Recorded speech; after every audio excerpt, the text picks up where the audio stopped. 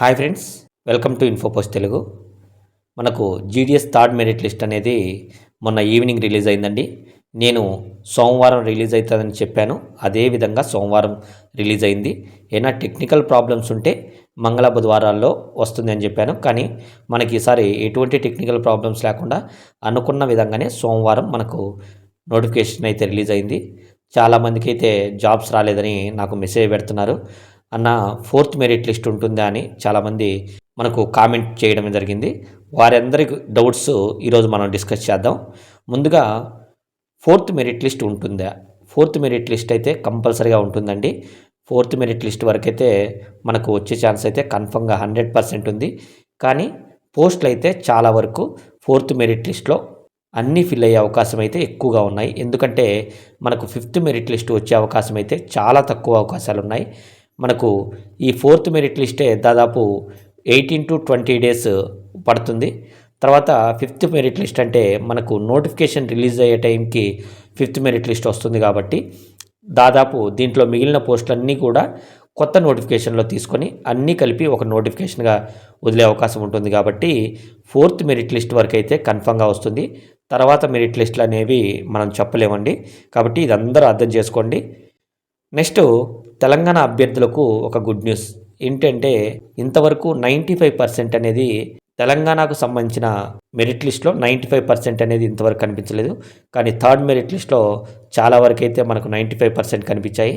ఇంకా fourth merit లిస్ట్లో దాదాపు 95% వరకే వచ్చే అవకాశం ఉంటుంది. కాబట్టి మనకు 40 to 45 ప్లేస్లు ఖచ్చితంగా మనకు ఫోర్త్ మెరిట్ లిస్ట్లో మనకు వచ్చే అవకాశం అయితే తెలంగాణ అభ్యర్థులకు ఉంది. నెక్స్ట్ మన ఏపీ అభ్యర్థులకు చూసినట్లయితే చాలామంది అయితే రిజెక్ట్ అవుతున్నారండి. ఇంకా 440 మనకు థర్డ్ లిస్ట్లో రిలీజ్ అయింది. దీంట్లో మళ్ళీ ఫోర్త్ లిస్ట్కు ఎన్ని రిజెక్ట్ అవుతాయో తెలియదు. ఎక్కువ పోస్టులు మనకు జూలై నోటిఫికేషన్కి ఇవి వచ్చే అవకాశం ఉంది. ఎందుకంటే చాలామంది అభ్యర్థులు వారి అప్లై చేసేటప్పుడు అయితేనేమి, వారి సర్టిఫికేట్లో పొరపాట్లు అయితేనేమి, క్యాస్ట్ సర్టిఫికేట్లో పొరపాట్లు అయితేనేమి, ఏవో కారణాల వల్ల చాలామంది అయితే రిజెక్ట్ అవుతున్నారు. కాబట్టి మీరు వచ్చే నోటిఫికేషన్లో మాత్రం ఈ తప్పులన్నీ కూడా ఎటువంటి తప్పులు లేకుండా ఈసారి మిస్టేక్స్ లేకుండా చేసే ప్రయత్నం చేయండి. ఓకేనా? నెక్స్ట్ స్పెషల్ డ్రైవ్ నోటిఫికేషన్ ఉందా? అయితే ఉంటే ఎప్పుడు అని అడుగుతున్నారండి. అసలు మనకు స్పెషల్ డ్రైవ్ నోటిఫికేషనే లేదండి. ఎందువల్ల అంటే పెద్ద నోటిఫికేషన్లకే మనకు ఇక్కడ పోస్టులు లేక చాలా ఇబ్బందులు అయితే ఉన్నాయి. 40,000 50,000 ఉండే పోస్టులు ఈసారి మనకు 20,000 పోస్టులతోనే మనకు ప్రీవియస్ నోటిఫికేషన్ వచ్చింది. కాబట్టి ఇంకా రాబోయే నోటిఫికేషన్లు కూడా దాదాపు చాలా తగ్గుతూ ఉంటాయే కానీ పెరిగే అవకాశాలు అయితే ఇప్పుడైతే కనిపించట్లేదు. పోస్ట్ ఆఫీస్లో నూతన మార్పుల్లో భాగంగా పోస్టులు అయితే చాలా వరకు తగ్గబోతున్నాయి. ఓకేనా? నెక్స్ట్ ఏ రాష్ట్రాల్లో లోకల్ లాంగ్వేజ్ గోల లేదు? నేను ఇంతకుముందు కూడా నోటిఫికేషన్ రిలీజ్ అయ్యే ముందుగా లోకల్ లాంగ్వేజ్ ఈ రాష్ట్రాల్లో ఉండవని చాలా నీట్గా ప్రతి ఒక్కటి డిస్ప్లే చేసి చూపించడం జరిగింది. కానీ చాలామంది అభ్యర్థులు అరుణాచల్ ప్రదేశ్లో అప్లై చేశారు. కానీ అరుణాచల్ ప్రదేశ్లో ఇప్పటికీ కూడా 80 మంది కూడా ఫిల్ అవ్వలేదండి. 80 to 100 కూడా ఫిల్ అవ్వలేదు.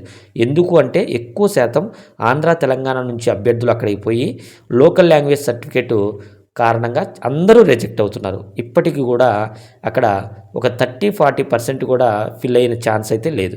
కాబట్టి వచ్చిన నోటిఫికేషను మీరు ఏ విధంగా ప్లాన్ చేసుకోవాలనేది కూడా నేను ఇప్పుడు చెప్తాను.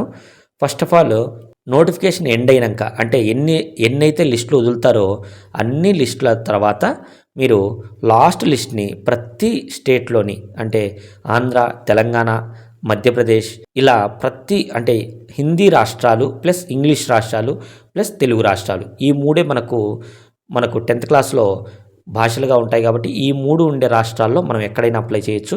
లాస్ట్ లిస్ట్లో అంటే ఫోర్త్ లిస్ట్ వరకు ఎండ్ అయితే లాస్ట్ లిస్టు అన్నింటిలో డౌన్లోడ్ చేసుకొని ఎక్కడ కట్ ఆఫ్ తగ్గిందో స్పెసిఫిక్గా ఏ డివిజన్ కట్ ఆఫ్ తగ్గిందో చూసుకొని ఆ డివిజన్ను మీరు ఎంచుకోవాలి.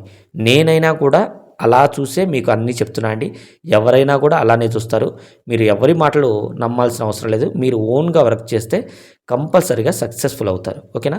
ఎవరో చెప్తారని ఏదో చేస్తారని ఉండే కంటే మీరు గ్రౌండ్ వర్క్ చేస్తే కంపల్సరీగా ఇది ఓన్లీ మీరు చేసే వర్క్ మీద ఆధారపడి ఉంటుంది. కాబట్టి కంపల్సరీగా గ్రౌండ్ వర్క్ అయితే చేయండి. పోస్ట్ ఆఫీస్లో నూతన మార్పుల్లో భాగంగా మీకు మంచి మంచి అవకాశాలు అయితే రాబోయే రోజుల్లో ఉంటాయండి. కాబట్టి పోస్ట్ ఆఫీస్ జాబ్ని మీరు ఖచ్చితంగా సద్వినియోగం చేసుకోండి. Thank you.